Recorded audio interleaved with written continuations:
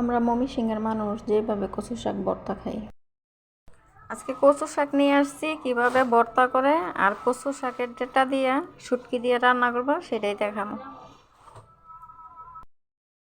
এটা হচ্ছে কচু শাকের ভর্তা।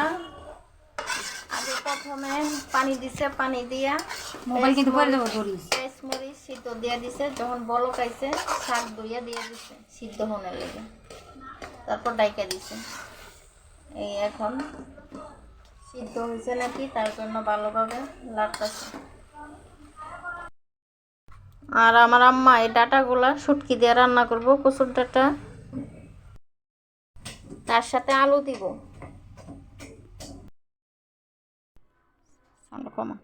তার মাঝে তার ফাঁকে খাইতেছি, দেখেন ডিম পুচ আছে, পরোটা আছে,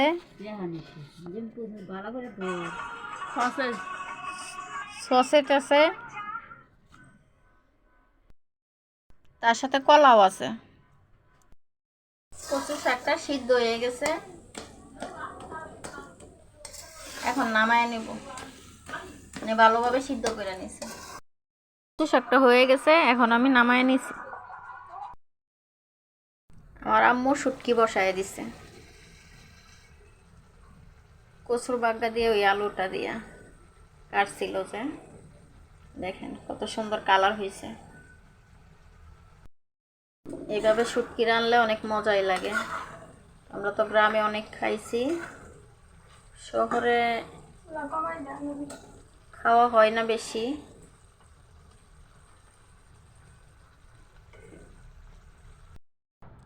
কচু শাকটা সিদ্ধ হয়ে গেছে, নামায়া এখন আমি মরিচের ফাঁকি দিয়া হাত দিয়ে মাইখা নিব ভালোভাবে।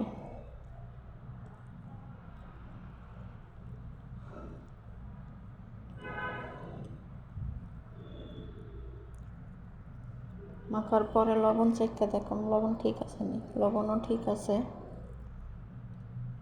এখন আমি কিছু ভর্তা বাতে নিয়ে নেব, নিয়ে খাইয়ে দেখবেন কেমন হয়েছে। আবার গলা চুলকায় যদি, তার জন্য একটু লেবুও নিয়ে নিছি। ভালোভাবে ভাতটা মাইখা নিব, নিয়ে খাইয়া দেখুন সেই স্বাদ হয়েছে,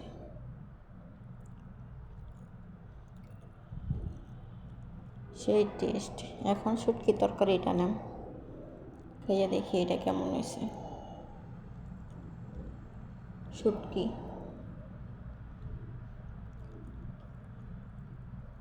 এত মজা।